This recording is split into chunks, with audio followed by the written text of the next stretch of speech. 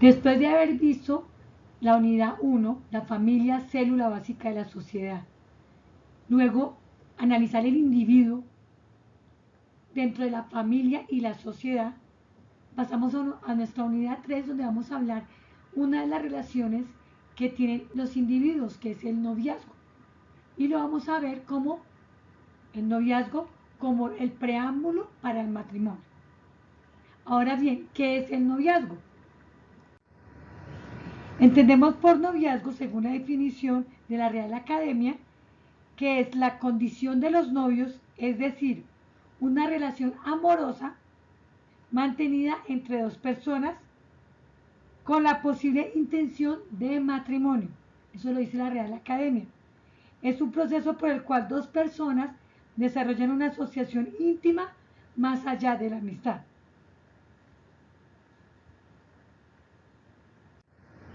Ahora vamos a mirar la relación noviazgo-matrimonio. El noviazgo, llevado de acuerdo a los principios bíblicos, es el cimiento correcto para un matrimonio en bendición. Por su parte, un matrimonio fracasado es consecuencia de un noviazgo vivido en las propias pasiones de sus integrantes, en el desenfreno de los deseos de su carne, es decir, el cuerpo y el alma, en las emociones no controladas.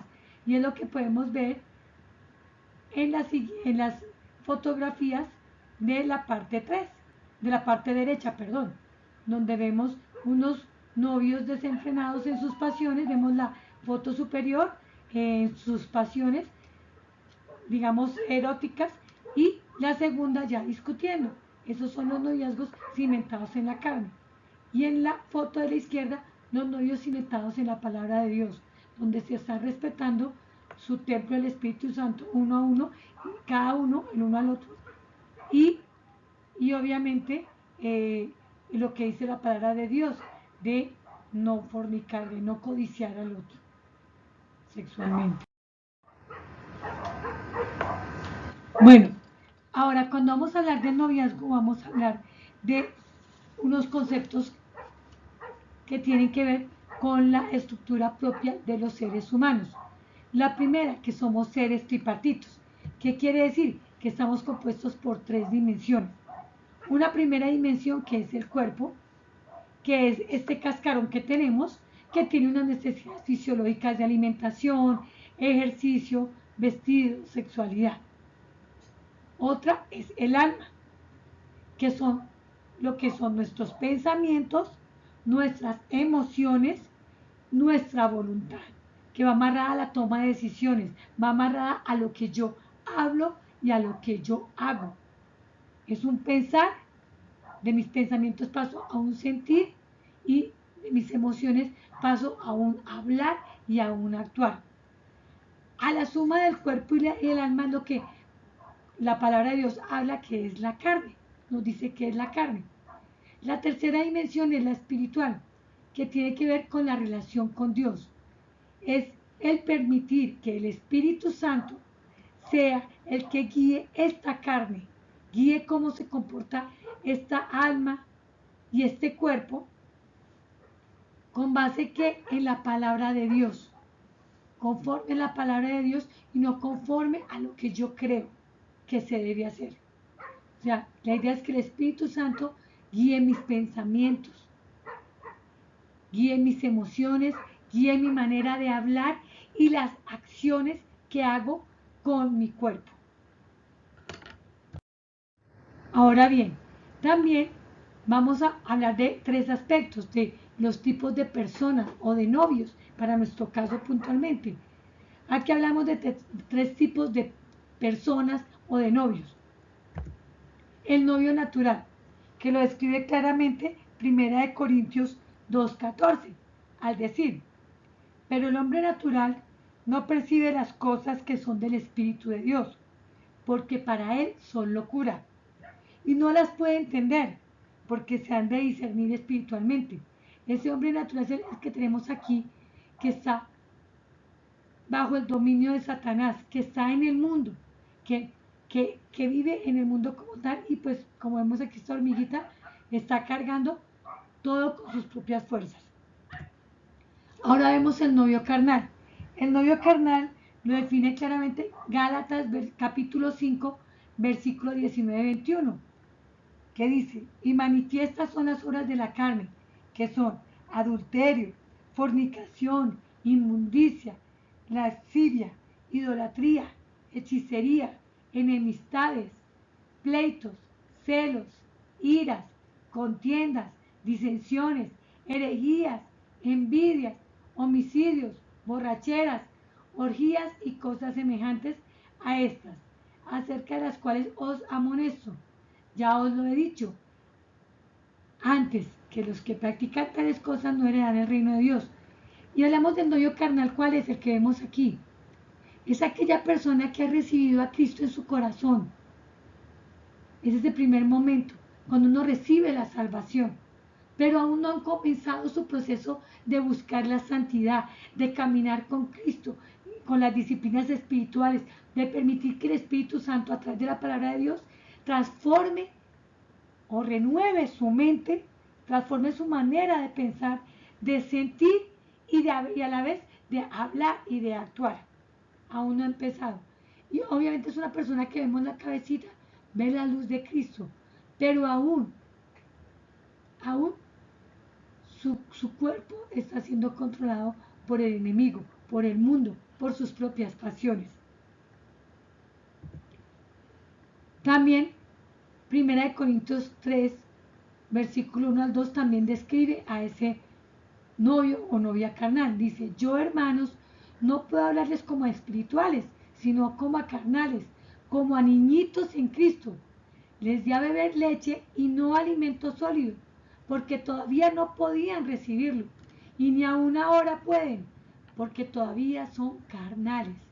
Pues en tanto que hay celos y contiendas entre ustedes, ¿no es cierto que son carnales y andan como humanos? Nuevamente, son esas personas que inicialmente, o sea, es válido cuando uno apenas ha llegado a los pies de Cristo, que todavía no sabe leer la palabra de Dios, ¿sí? Que todavía no sabe del poder del Espíritu Santo.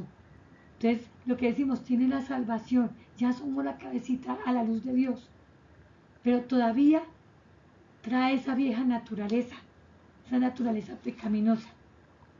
Lastimosamente, es triste ver que esto debería ser la conducta del recién convertido, pero vemos muchos cristianos de años que todavía siguen en esta posición, que es lo que comúnmente el pastor Darío habla, que son los cristinos, que van a la iglesia, alaban, pero lastimosamente su vida del día a día sigue viviendo como el mundo, con el dominio de las tinieblas, llevados por sus pasiones.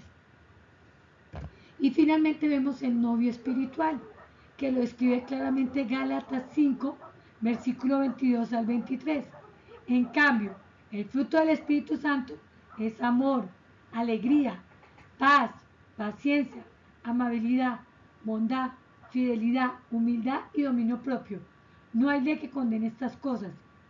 Aquí está ese hombre o mujer cristianos, ese novio y novia cristianos que ya están acá arriba, están buscando la santidad, están todos los días yendo rodillas ante el Señor, en de madrugada, orando, leyendo la palabra, buscando la instrucción de Dios, la guía del Espíritu Santo a través de la palabra de Dios para el día a día, para renovar esa mente y dejando atrás esa vieja naturaleza, ese viejo ropaje y ponerse ese nuevo ropaje que da el Espíritu de Dios, que da la palabra de Dios y empezar a caminar como Cristo lo hizo aquí en la tierra, imitando a Jesús, obedeciendo al Padre Celestial con la guía y con el poder del Espíritu Santo.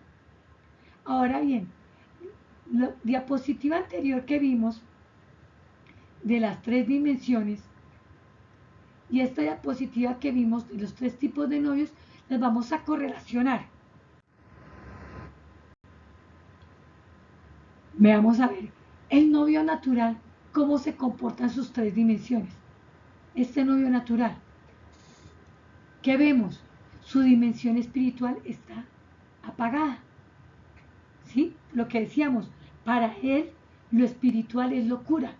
Él solamente es lo que ve, lo que sus sentidos y su razón le da. ¿Qué quiere decir? Que este novio natural, ¿cómo se comporta? ¿Cómo maneja su carne?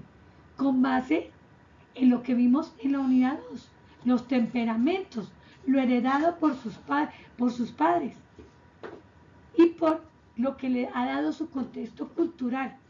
Entonces, si sus padres vivían en unión libre, para él es normal la unión libre, no es pecado. Si sus padres eran normal la fornicación, ¿sí? Para él eso no hay problema, ¿sí? O sea, tener relaciones sexuales no hay problema. Si en el entorno donde él vive y convive, eso es normal, no hay problema. O si es normal quedar en embarazo y abortar cuando no, si quieren embarazo y no quiero tener hijo, abortarlo, porque el mundo lo dice, porque no hay problema. Lastimosamente ese novio natural vive así. Ahora vamos a seguir el novio carnal, que lo definíamos. Es el que la cabecita mira la luz, pero su cuerpo todavía sigue atado a sus propias pasiones, al mundo y a Satanás. ¿Sí? Y este hombre, la diferencia con el natural es que ya entregó su vida a Cristo. Ya su espíritu se encendió. Pero lastimosamente no está buscando la santidad, que es un proceso continuo. No está en ese plan. Son aquellos, como decíamos ahorita, esos cristianos de domingo. Pero durante la semana no se levantan de madrugada a leer la palabra. No, están diciendo al Espíritu Santo, redargúyeme, muéstrame en que estoy fallando. Dame conciencia del pecado, que debo cambiar. No, van el domingo a la iglesia como algo religioso, pero en la semana se comportan como se comportaban antes de Cristo. ¿Por qué? Porque no están renovando su mente con la palabra de Dios, sino que la siguen renovando con lo que dicen sus compañeros de trabajo, no creyentes, con lo que está en su contexto, con lo que traía con ese viejo ropaje. Y lastimosamente son esos novios que obviamente caen en lo que dice Gálatas 5, 19, 21. Inmoralidad sexual, idolatría, celos, contiendas, iras. Son esas relaciones donde sucede eso. Ahora el novio espiritual. Ese novio espiritual es el que tiene su dimensión espiritual grande. Podríamos decir que ese circulito, si modificáramos el dibujo, absorbe este cuadro y este triángulo. Este cuadrado y este triángulo. Quedan embebidos en el espíritu, contenidos en el espíritu, porque está permitiendo que el Espíritu Santo guíe su carne. O sea, sus pensamientos son con base en la palabra de Dios. Entonces, cuando ve alguna serie de televisión o alguna lectura que va en contra de la palabra de Dios, la desechan, no permiten que contamine su mente, guardan su mente, sus sentidos de percibir información pornográfica, de estar en conversaciones necias, conversaciones innecesarias, ordinarias, vulgares. ¿Por qué? Porque evitan eso, no se quieren contaminar, porque prefieren mejor renovar su mente con la palabra de Dios. Y porque involuntariamente recibieron información errada, de pronto una fila en el sistema de transporte, oyendo personas hablar quejumbrosas, criticonas, con grosería, en ese momento están orando, Señor, reprendo todas estas conversaciones que no entren a mi mente, protege mis pensamientos, protege mis oídos, protege mis ojos, no permitas que pasen a mi mente y me contaminen. Es esa persona que está constantemente conectada con Dios, guardando su alma, para que esa alma salga un buen manejo de su cuerpo. Ahora ustedes van a ver, hay una actividad que se llama si soy un novio carnal o espiritual de Cristo. Recuerden que obviamente los que en este momento son novios, tienen una relación de novios, un hombre y una mujer, o están casados, este ejercicio lo pueden también hacer respecto a cómo son actualmente como novios de su novia, de su novio humano, o revisar cómo fueron cuando eran novios antes de casarse. Pero de pronto hay personas que son solteras y no aplica hacer una encuesta para corroborar yo cómo soy como novia frente a un hombre como novio, ¿cierto? Pero sí como iglesia, como creyentes en Cristo, que somos iglesia, sí podemos revisar qué novio soy o qué novia soy, como iglesia, perdón, qué novia soy del novio que es Cristo. Como iglesia, cómo soy de novia, como comunidad de creyentes del novio que es Cristo. Entonces ustedes en su aula virtual, en el aula virtual, encontrarán esa encuesta, donde ustedes van a dar una serie de preguntas desde el punto de vista sexual, desde el punto de vista del manejo del dinero, del manejo de las emociones, de la relación con Cristo, donde ustedes van a poder identificar en qué aspectos están siendo carnales y en qué aspectos están siendo espirituales. Y les va a poder permitir identificarse ustedes como creyentes en Cristo, si soy una novia carnal de Cristo o una novia espiritual de Cristo. Como yo, como parte de la iglesia, como soy de Cristo. Ahora, cuando nosotros tenemos un noviazgo natural o un noviazgo carnal, esto trae unas consecuencias. Después de ustedes haber hecho esa encuesta que analizaba aspectos sexuales, aspectos económicos, aspectos de la relación con Dios, se ha identificado que uno de los problemas más grandes que trae consecuencias es la parte de la inmoralidad sexual.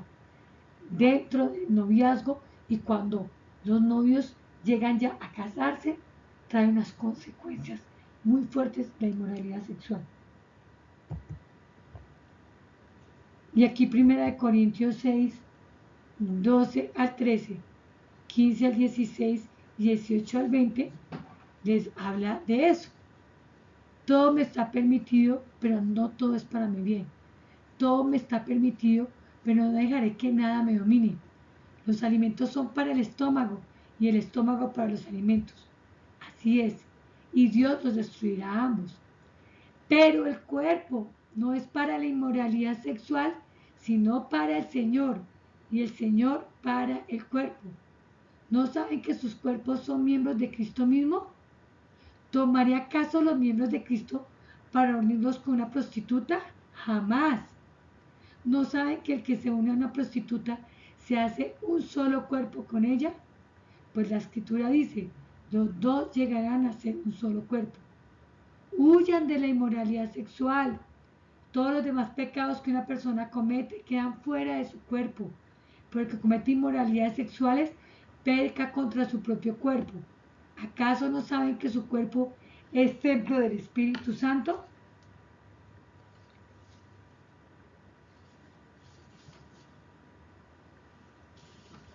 Y que ustedes fueron comprados por un precio, por ende, honren con su cuerpo a Dios.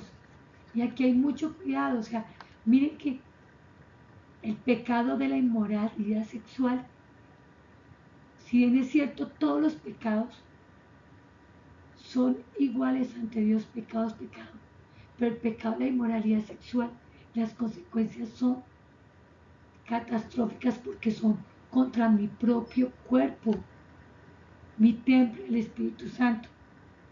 Y cuando yo me caso y me hago uno solo con mi esposa o mi esposo, somos un solo cuerpo, lo dice la palabra de Dios. Cuando alguno de los dos está en inmoralidad sexual, está atentando contra el cuerpo de la persona, el que peca, y contra el cuerpo de su cónyuge. Porque la palabra dice que serán un solo ser, un solo cuerpo en alma, cuerpo y espíritu. Entonces, la inmoralidad sexual afecta en el noviazgo, lo afecta a uno, pero afecta también al otro cuando uno ya está casado, porque es un solo cuerpo. Y eso hay que ponerle mucho cuidado, y tristemente ahorita lo estamos viendo muy ligero. Temas como la pornografía, lo estamos viendo de manera muy ligera. Novias que saben que el novio tiene pornografía y lo aceptan con eso. Estamos siendo muy permisivos con eso. Y miren lo que dice, estoy atentando contra el templo del Espíritu Santo. Mucho cuidado con eso. O sea, no seamos permisivos con la inmoralidad sexual, tanto en el noviazgo como en el matrimonio. Lo vamos a ver en la unidad 4. Pero que sea, es oportuno también recalcarlo en el matrimonio, ¿sí? En el noviazgo. Y aún si no somos novios, somos solteros. Muchos jóvenes que no tienen una pareja están cayendo en pornografía, en prostitución. Eso no le agrada a Dios. Eso es atentar contra el templo del Espíritu Santo. No tenemos que ser permisivos con eso. O sea, el Señor, miren que es claro en estos versículos. Ahora, miremos qué consecuencias trae la inmoralidad sexual antes del matrimonio y dentro del matrimonio. Antes del matrimonio estamos hablando de inmoralidad de fornicación, pornografía, masturbación, prostitución. Y dentro del matrimonio también adulterio, pornografía, masturbación. ¿Qué vimos ya en Corintios? No agrada a Dios, es pecado. No es un error, no es equivocación, es pecado. Pecado. Así de claro. Genera enfermedades, embarazos no deseados, abortos, madres solteras. Trae matrimonios en apuros. Mata el amor verdadero en el hombre y en la mujer, porque confunden el amor con el sexo. Ya no te amo porque ya no nos entendemos sexualmente. Ya no me despiertas, ya no me mueves mis mariposas en la barriga. La otra persona sí. El sexo no es el amor, es parte del amor, o sea, es parte, no, es consecuencia de un amor verdadero en Cristo. No es hacer el amor realmente. Se confunde. Hace mujeres inseguras del amor de su esposo y quizás agresivas. Cuando la relación se casan, han tenido relaciones sexuales. ¿Qué pasa? En el matrimonio se pierde parte de esa adrenalina que era parte del ingrediente de lo prohibido de las relaciones sexuales. Ya cuando en el matrimonio no es prohibido, ya no es esa picardía de hacerlo en lo oculto, de ir a aquellos sitios donde se hacen las cosas en lo oculto, o en la casa de los, no, de los padres, pero a escondidas, y esa adrenalina que daba eso. Entonces ya no está la adrenalina. Y entonces cuando nota que ya mi esposo no me desea, ya no es como antes. ¿Será que está mirando a otra persona? Y quizás de pronto sí, porque, y quizás también la mujer, porque ya no hay esa adrenalina, ese picante de lo prohibido. ¿Y dónde necesita buscarlo? En una relación adúltera, que también es lo prohibido. Produce impotencia o eyaculación precoz en algunos hombres, cuando hay una inmoralidad sexual excesiva, donde no solamente es la fornicación con la novia, sino pornografía, prostitución. Y la pornografía sobre todo, ¿por qué? Porque la pornografía trae masturbación y hace que la persona con los demonios que están ahí al frente en la pantalla de internet o del celular, ¿sí? El computador o el celular. Y entonces, o sea, simplemente cuando ya se entró el deseo de eyacular, pues eyacula, simplemente.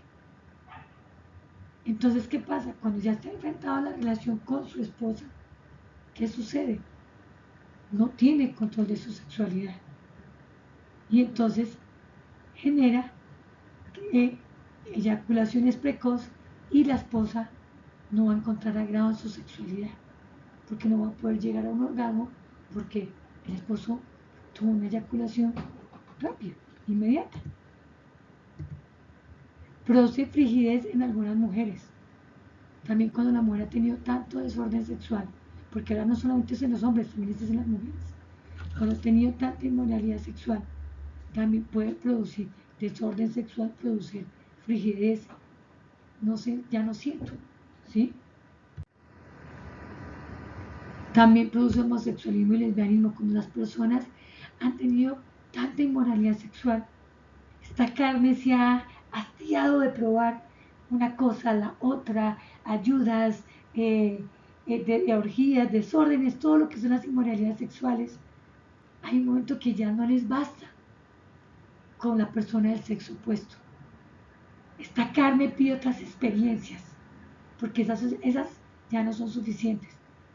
Y entonces ya buscan tener sexo con otra persona, pero del mismo sexo. ¿Sí? Y lo escribe claramente Romanos capítulo 1, 21 al 22 y 26 al 27, que dice que a pesar de haber conocido a Dios, no lo glorificaron como a Dios ni le dieron gracias, sino que se excedieron en sus inútiles razonamientos y se les oscureció su insensato corazón. Aunque afirmaban ser sabios, se volvieron necios. Por tanto, Dios los entregó a pasiones vergonzosas. Y no creen que es que Dios, entonces Dios los mandó, es culpa de Dios, no. Ese entregó a pasiones vergonzosas es que Dios dio con tanta inmoralidad y les hablaba por todos los medios, pero seguían en sí mismos en su necedad, en su inmoralidad, que Dios los dejó allá, que se desbordaran en sus pasiones. Y por eso dice, por tanto Dios los entregó a sus pasiones vergonzosas. En efecto, las mujeres cambiaron las relaciones naturales por las que van en contra de la naturaleza.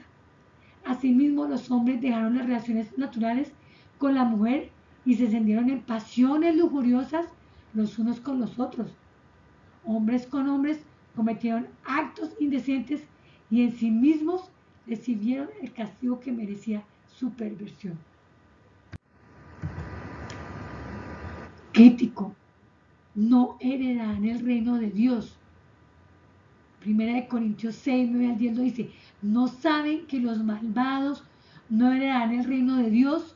No se dejen engañar, ni los fornicarios, ni los idólatras, ni los adúlteros, ni los sodomitas. Los sodomitas era de Sodoma y Gomorra, donde había toda la inmoralidad sexual inmunda, ni los pervertidos sexuales, ni los ladrones, ni los avaros, ni los borrachos, ni los calumniadores, ni los estafadores heredarán el reino de Dios. Una cosa dolorosa, genera ataduras a nuestros hijos, a nuestra descendencia. No te inclines delante de ellos ni los adores. Ahí el Señor está hablando a los ídolos. Y cuando el pecado me gana, de inmoralidad sexual y cualquier otro tipo de pecado, me domina, ¿qué estoy diciendo? Dios, hazte a un lado. Primero está el pecado. Tú hazte a un ladito. Yo quiero pecar. Eso es idolatría. Todo lo que desplaza a Dios es idolatría. Y Él dice, no te inclines delante de ellos ni los adores. Cuando yo cedo al pecado, estoy adorando al pecado. Yo, el Señor tu Dios, soy un Dios celoso. Cuando los padres son malvados y me odian, yo castigo a sus hijos hasta la tercera y cuarta generación. Dios mío, cuando caemos en inmoralidad sexual, en el noviazgo, cuando no lo abandonamos, cuando en el matrimonio, cuando yo estoy adulterando, estoy viendo pornografía, estoy con mi esposo, mi esposa haciendo inmoralidad sexual, porque hay matrimonios que ven pornografía juntos, utilizan ayuditas, utilizan ayudas que Dios no está de acuerdo con ellas, a Dios no le agradan. Estoy generando maldición a mis hijos, estoy heredando maldición sexual a mis hijos. Cuando uno ve, el esposo tiene inmoralidad sexual y la esposa dice, tengo unas pesadillas, perdón, el esposo tiene pornografía y la esposa dice, yo no sé, pero tengo unas pesadillas con hombres que ni conozco, con pesadillas de lesbianismo. ¿Por qué? Porque el esposo está viendo pornografía y la pornografía no tiene sexo, son demonios. Cuando los niños tienen pesadillas en la noche, no pueden dormir. ¿Pero qué pasa? Papá o mamá están viendo pornografía en la habitación de al lado. Y esos demonios entran y hacen fiesta en la casa y atacan a los niños. Cuando los niños empiezan a ver pornografía en la adolescencia, ¿por qué? Porque sus espíritus de pornografía quedaron en casa, le quedaron a ellos. ¿Por qué? Porque papá o mamá estaban viendo pornografía. O tristemente, niños que vieron en la infancia, adolescentes que vieron en la infancia, descubrieron a su papá viendo pornografía, o le descubrieron las revistas, o entraron a internet y en internet los lanzó una página de pornografía que su papá había visto la noche anterior o su mamá, y le generan maldiciones a sus hijos. Proverbios 6:28 lo dice: ¿puede alguien caminar sobre las brasas sin quemarse los pies? Santiago dice: huyan, huyan de la inmoralidad sexual, huyan. No crean que ustedes puedan manejarla, huyan. Miren las cadenas, miren. Hay un video que ustedes van a ver en el aula virtual que habla sobre eso, para que lo vean en el aula virtual. Ahora vamos a mirar las expectativas del noviazgo, ¿sí? ¿Cuáles son las expectativas reales del noviazgo? La primera, no hay que idealizar la relación. Cuando uno entra al noviazgo y por extensión en el matrimonio con unas expectativas irreales, esto puede ser uno de los factores más frustrantes que dan traste con el noviazgo y con el matrimonio. Lo que primero tiene que hacer cada uno de los partícipes del noviazgo, la novia y el novio, es ajustar sus expectativas a la realidad. Somos seres imperfectos. Esto no quiere decir que seamos permisivos con el pecado de mi novio, que si ve pornografía, sí, como somos imperfectos lo acepto con pornografía. No. Pero tenemos que entender que somos diferentes, venimos de culturas diferentes, ¿sí? Nuestra manera de pensar es diferente, hasta de pronto nuestras profesiones. Si el uno es odontólogo, el otro es arquitecto, por los temas de conversación, pues a veces uno no entiende lo que hace un odontólogo, lo que hace un arquitecto. Y a veces es que no me pone cuidado, es que nuestros temas son diferentes. Claro, son diferentes, pero si hay unas expectativas reales, pueden compartir esos temas diferentes y aprender el uno del otro, ¿cierto? También en el tema de la parte de, yo traigo unas expectativas de pronto de romanticismo que vi en mi casa. Mi papá daba a mi mamá flores. Quizás el muchacho que tengo de novio no da flores, pero quizás le encanta dar piedras hermosas, bonitas que se encuentra en el parque. Hay que saber leer porque esas piedras son preciosas para ese novio, porque le parecen lindas. ¿Y qué quiere demostrar? Es aterrizar. También aquí, claro, las expectativas del noviazgo deben estar enfocadas en lo que yo puedo dar a la relación, no en función de lo que el otro me puede dar a mí, ¿sí? Es lo que yo puedo dar. Y es lo que vamos a ver más adelante, los amores, el amor ágape, el amor incondicional de la entrega. ¿Yo qué puedo dar a la otra persona? Y Romanos 12:18 lo dice claramente: si es posible y en cuanto dependa de ustedes, vivan en paz con todos, ya que sobre la actitud de la contraparte no podemos ejercer control directo. Y Hechos 20:35 lo dice: hay más dicha en dar que en recibir. Obviamente, pues no se trata tampoco de dar solamente en la relación sin llegar a recibir nunca nada de ella. Pues si tanto el novio como la novia están concentrando sus aspiraciones en dar al otro, pues obviamente Si el novio da a la novia, ella va a recibir. Si la novia da al novio, pues él va a recibir. Entonces, pues aquí se va a garantizar que obviamente ambos van a recibir el uno del otro, ¿sí? Aún sin estar demandándolo o esperándolo de manera particular, ¿sí? Porque ambos van a estar hablando el mismo lenguaje, el lenguaje de Cristo, el de la entrega, ¿sí? Y aquí hay un versículo, Lucas 6:38, que habla claramente de ese principio recíproco. Den y se les dará. Se les echará en el regazo una medida llena, apretada, sacudida y desbordante, porque con la medida que midan a otros, se les medirá a ustedes. Ahora, continuando con estas expectativas reales en el noviazgo, tenemos algo muy claro: el noviazgo involucra responsabilidad. Es decir, además de sentir que te amo, hay que pensar, ¿sí? La pareja de novios debe tener esto bien presente, pues es muy fácil que en el noviazgo prevalezcan los cálidos y en gran medida embriagadores aspectos emotivos, intuitivos y afectivos, y no los aspectos fríamente cerebrales y analíticos, que sin descartar los primeros, también es muy importante considerar a la hora de acometer cualquier tipo de empresa humana, incluido el noviazgo y el matrimonio, como lo afirma el Señor en el Evangelio de Lucas 14, 28, 32. Supongamos que alguno de ustedes quiere construir una torre.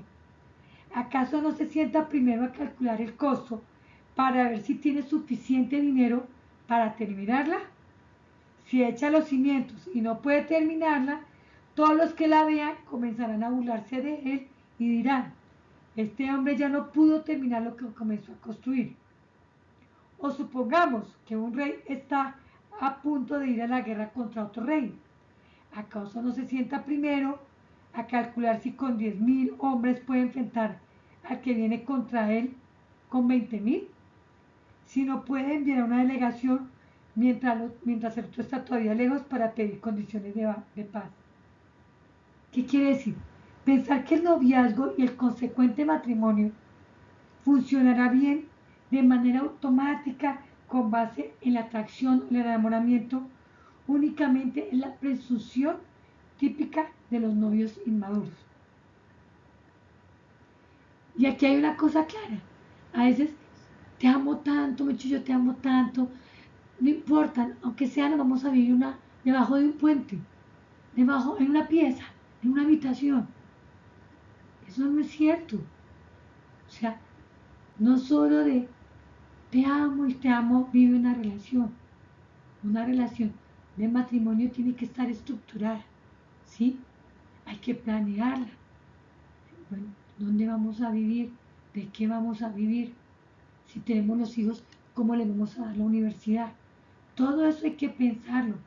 Eso no es solamente te amo, con ese amor eros, ese amor de novios carnales, que mucho queremos irnos a vivir juntos porque queremos vivir nuestro amor eros, ¿sí? Es importante: una relación de noviazgo madura debe desarrollar la comunicación y entender claramente el papel específico que cumple el noviazgo con miras a una relación de matrimonio. Cuando uno se comunica entre el novio y la novia, y mucho más cuando ambos se comunican con Dios, cuando el noviazgo está enmarcado en, primero, aprendamos más de Dios, preguntémosle a Dios cómo va a ser mi relación de noviazgo. Eso va a hacer que puedan construir una relación de acuerdos con base en la palabra de Dios, donde van a definir, bueno, qué hijos queremos, ¿sí? Qué planear dónde vamos a vivir, ¿sí?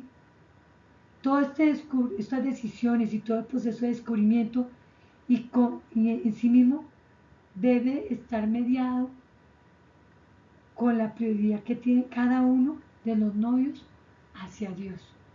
cómo está mi relación con Dios, cómo está la relación de mi novio o mi novia con Dios, la lectura de la palabra, la oración. Eso hace que sean unos novios auténticos en su condición de cristianos, auténticos con Cristo y auténticos el uno con el otro. ¿Sí? Mateo 18 y 19. Además les digo que si dos de ustedes en la tierra, dos de ustedes, novio y novia, se ponen de acuerdo sobre cualquier cosa que pidan, les será concedida por mi Padre que está en el cielo. Lo anterior también es importante para cultivar y afianzar la necesaria atracción entre la pareja en todos los aspectos, pues la atracción física, que es la que suele tener la iniciativa en el noviazgo, no es suficiente para establecer un lazo sólido y permanente entre las partes, si no se ve reforzado por una atracción emocional y, la más importante, espiritual, tanto o más fuerte que la atracción física. Ahora bien, finalizando con las expectativas reales del noviazgo, tenemos que el matrimonio implica una disposición de las partes al sacrificio, que en el mejor espíritu evangélico de imitación de Cristo, conforme a lo que dice Filipenses capítulo 2, versículo 3 a 4, dice, no hagan nada por egoísmo o vanidad, más bien con humildad consideren a los demás como superiores a ustedes mismos. Cada uno debe velar no solo por sus propios intereses, sino por los intereses de los demás. Este necesario elemento de sacrificio puede, además, significar frecuentemente tener que sacrificar nuestros sueños individuales previos para proceder luego a elaborar nuevos sueños compartidos, en los que muy posiblemente los primeros ya no tengan lugar o deban ser drásticamente modificados o pospuestos. Y este debe comenzar a hacerse desde que se inicia el mismo noviazgo. Por eso, alguien decía sabiamente que si no deseas tener que hacer sacrificios en la vida, es mejor que no te cases. A lo cual añadiríamos que si esta es tu aspiración, ni siquiera te enojes. Es así que el sacrificio de los proyectos o sueños individuales y a veces algo dolorosa labor de pulimiento y maduración de la propia personalidad que el noviazgo y el matrimonio implican para el cristiano en particular, le deparan a los futuros cónyuges satisfacciones que compensan con creces los sacrificios demandados, dando cumplimiento en buena medida a la declaración del Señor en Marcos 8, 3, 5, 35, perdón. Porque el que quiera salvar su vida la perderá, pero el que pierda su vida por mi causa y por el Evangelio la salvará. Y aquí es muy importante, no quiere decir que los sueños propios se sacrifiquen y vamos a tener unas pesadillas en el noviazgo y posterior matrimonio, no. Dios es tan hermoso cuando estamos en unidad con Cristo que Dios hace que esos sueños conjuntos minimicen esos sueños individuales y hagan que esos sueños individuales a veces ya ni vengan a la mente de uno. O en esos sueños conjuntos y en ese caminar en el matrimonio, o sea, del noviazgo al posterior matrimonio, esos sueños en el camino se vuelvan los sueños del otro y terminen llevándose a cabo, ¿sí? Quizás mi sueño de soltero era tener un apartamento en Cartagena, pero cuando me caso quizás no es el sueño de otra persona, pero en unidad Dios los va llevando y va a dar que cuando en el camino de la vida, resulta que ese sueño que yo había menguado por el sueño de construir un matrimonio, se vuelve el sueño de la otra persona. Y en el camino Dios, que sabe los deseos del corazón de esa persona, que menguó su sueño de su apartamento en Cartagena por los proyectos de matrimonio. Ve ese corazón tan hermoso doblegado a Cristo y doblegado a esa entrega con su esposa o su esposo, que Dios hace que ese sueño que se abandonó individual se vuelva el sueño de ambos, porque le da el querer como el hacer al otro que quizá nunca lo tuvo, para que ese sueño se dé. Ahora vamos a ver el punto 7, que habla autenticidad, equilibrio entre prudencia y franqueza. ¿Qué es autenticidad? Es manifestar una vida íntegra, decente y respetable, desprovista de fachadas, de máscaras engañosas que están proyectando una imagen de quien realmente pues no somos. La autenticidad es mostrar lo que realmente somos. Pero es una imagen, o sea, la autenticidad que es una imagen prudente en lo que tiene que ver con la manifestación de todos los aspectos de nuestra personalidad, incluso los más íntimos y privados. La autenticidad es otro de los requisitos indispensables por parte de cada uno de los novios, si se trata de lograr un matrimonio sólido y exitoso. No hay que tener máscaras. La autenticidad riñe con la hipocresía. La palabra hipócrita proviene del latín hipócrita, que se deriva del griego hipócritis, que significa actor o actriz. O sea, no podemos actuar, fingir lo que no somos delante de mi novio o mi novia. La hipocresía tiene que ver con imágenes engañosas, que en el caso del cristiano puede tener dos diferentes fuentes, el mundo y la iglesia. El mundo a través de la cultura secular y los medios de comunicación, en especial la publicidad, que promueve imágenes equivocadas que pueden llegar a infiltrar a la iglesia y trasladar sutil o abiertamente sus valores ideales a ella. Uno de los valores que vemos en el mundo es el consumismo, que asocia el éxito vocacional y profesional casi exclusivamente a los ingresos económicos y al poder adquisitivo que se pueda llegar a alcanzar con ellos. Y en cascada a los ingresos económicos están los aspectos estéticos, la compra compulsiva de ropa, de accesorios, equipos de tecnología, entre otros, porque eso es lo que me da mi valor. Pero también, tristemente, la iglesia ha caído en esas imágenes engañosas que se terminan promoviendo entre sus miembros como resultado de distorsión de doctrinas, aspectos doctrinales y esenciales de la práctica cristiana, que al ser acogidos por uno de los novios o ambos, dan lugar a la hipocresía al quererse mostrar, por ejemplo, muy espirituales o piadosos de manera artificial o falsa, lo que conocemos el famoso fariseísmo, ¿sí? Que está acompañado pues del legalismo. Y vemos, por ejemplo, jóvenes con apariencia de sabiduría, de una falsa piedad, que pretenden despertar con un espiritualismo, un misticismo exagerado, pero que lastimosamente esa fachada tiene detrás personas que de pronto muestran una fachada de ser espirituales, pero que en su intimidad, en su soledad, están en pecado.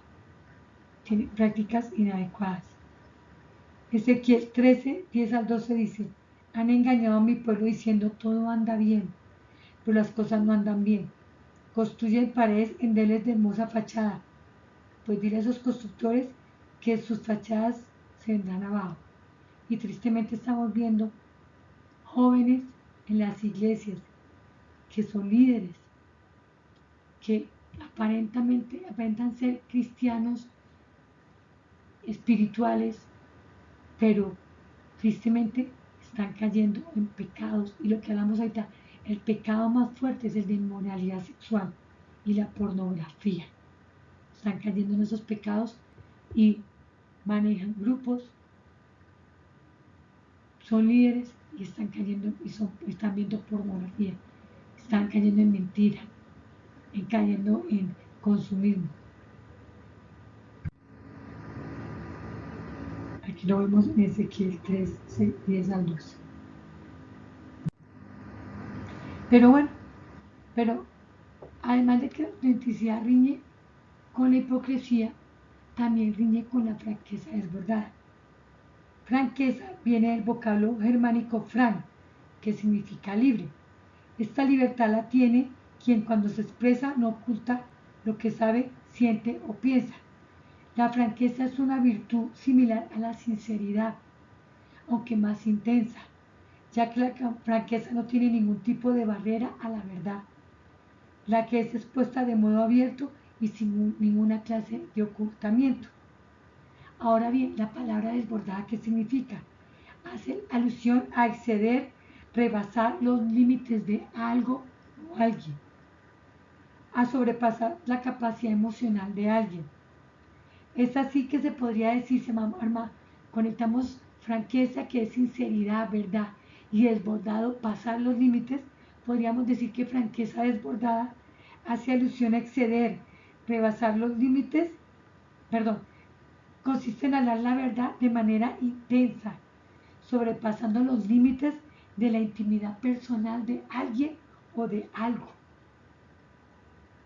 Y esta lastimosamente es la opción que toman algunos novios y esposos también, matrimonios, para no caer en hipocresía durante su noviazgo.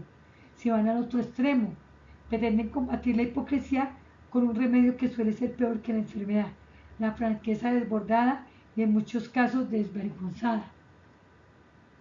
Esta franqueza suele ser cínica. Yo digo la verdad, duélale a quien le duela, lastima, ofende, maltrata el pudor y el decoro de la persona. Va en contra de la virtud cristiana de la prudencia, virtud que caracteriza al sabio y que nos recuerda la frase de Aristóteles que dice: el sabio no dice todo lo que piensa, pero piensa todo lo que dice. Y aquí vemos este cactus, dice: ¿por qué nunca quieres darme un abrazo? Es por tus espinas. No, es porque me das asco. Y estamos viendo mucho en los noviazgos, los jóvenes, lo que decía ahorita, si tienen problemas de pornografía, vayan y trabajenla con Dios en consejería. Pero ya llegan al borde del descaro de decirle a la novia: yo veo pornografía, tengo relaciones homosexuales, creyendo que eso, tengo que ser sincero y decir la verdad. Eso hiere. Y tristemente están llegando al matrimonio con pornografía y le dicen a la esposa que que tienen pornografía. O peor aún, que tienen pensamientos homosexuales. No, pero es que hay que ser honestos, hay que decirle la verdad. Más fácil decirle: ayúdame a orar, ayuna, estoy luchando con mi carne, tengo problemas, dificultades. Y de ir a ayunar y a arrodillarse a Cristo, buscar ayuda. También la franqueza desbordada de decirles, por ejemplo: mira, ese vestido te es horrible, no te sale el verde con el amarillo. Esa es tu verdad, pero quizá le queda bien el verde con el amarillo, ¿cierto? Pero es que estás gorda, estás fea. Eso es franqueza desbordada. Hay formas de decir la verdad con amor. Mira, cuídate tu salud, vamos a hacer ejercicio, te acompaño, para que no vayas a sufrir luego de problemas de varices porque te estás subiendo de peso. Eso te va a dificultar luego. Hay muchas formas que el Espíritu Santo le da a uno para hablar con amor, la verdad, pero no maltratando la intimidad, la autoestima de la otra persona. Y sobre todo cuando yo creo que tengo, en cuestiones como te vistes, lo que estás comiendo, creo tener la verdad, pero será la verdad absoluta ante Cristo. Y en verdad es de pecado, como lo hablamos ahorita, el tema de la pornografía y eso. Hay que saber decir las cosas y hay que ir primero a la presencia de Dios. para que Dios me dé la sabiduría para decirles en cómo se deben decir. Aquí dice, los novios deben de fomentar la adquisición de sabiduría durante el noviazgo con miras al matrimonio y la nueva vida de familia, que están a punto de iniciar como responsables principales de ella. Finalmente, la franqueza es recomendable para reprender. Levíticos 19:17 dice, no alimentes odios secretos contra tu hermano, sino reprende con franqueza a tu prójimo para que no sufra las consecuencias de su pecado. ¿Cuándo hay que hablar con verdad? Cuando la otra persona está en pecado, hay que reprenderla, pero con amor, como dice la palabra de Dios, en privado. Mira, tú estás mintiendo, eso que estás diciendo es mentira, y eso no le agrada a Dios. Tú estás diciendo que vienes en tal sitio, en la carretera, y no vienes en ese sitio, vas retrasado. Estás diciendo que estás en 5 minutos, pero no es cierto. Tú sabes que de allá al lugar donde te estoy esperando, no te gastas 5 minutos, sino 20. No mientas. Eso no le agrada a Dios. La franqueza es recomendable para reprender cuando es un pecado. También para recordar, Romanos 15:15 dice, sin embargo les he escrito con mucha franqueza sobre algunos asuntos como para refrescar en la memoria. Me he atrevido a hacerlo por causa de la gracia que Dios me dio. Para recordar, te recuerdo esto, te recuerdo que hay que guardarnos, que no debemos tener fornicación, porque la palabra de Dios dice esto, ¿sí? Y también para declarar algo con claridad. Juan 1:20 no se negó a declararlo, sino que confesó con franqueza, yo no soy el Cristo, ¿sí? Entonces, para uno aclarar, si uno mira, van muy amarradas tú a reprender, recordar, declarar. Es muy importante. Cuando yo voy a hablar de la palabra de Dios, ahí tengo que ser franco, sin maquillar la palabra de Dios, sin tapujos. Muy triste uno ver que la gente dice, los cristianos nos da pena decir, la palabra de Dios dice esto. No, para no parecer tan evangélicos. Entonces, parafrasear la palabra de Dios, alguien dijo, no odies en tu corazón a tu hermano, sino reprende a tu prójimo francamente. Alguien dijo, porque no, qué pena. No, la palabra de Dios lo dice. Recuerden que la espada del Espíritu es la palabra de Dios. Jesús, cuando reprendió a Satanás en Mateo 4 y en Marcos 4, cuando lo tentó en su alma, en su espíritu y en su cuerpo, él le decía, escrito está. Y le estaba haciendo alusión a la palabra de Dios. Y esa era la espada de la palabra. Y con ese escrito está, no solo de pan vivirá el hombre. Escrito está, no pongas a prueba a tu Dios. Escrito está, adorarás a tu Dios. Eso estaba escrito en la palabra de Dios. En Salmos, en Deuteronomio. Si ustedes van a Mateo 4 y a Marcos 4 lo leen y van a los pies de página y lo remite al Antiguo Testamento. Y él se refería a la palabra de Dios. Y así reprendió las mentiras de Satanás. No tenemos que tener miedo de dar la fuente bibliográfica, la Biblia. Así como nos exigen en un documento secular dar las fuentes, referencias bibliográficas de donde obtuve la información, no nos dé miedo. Vamos con el poder del Espíritu Santo. Esa es la franqueza que es recomendable. Con esto finalizamos nuestra primera parte del noviazgo con miras al matrimonio.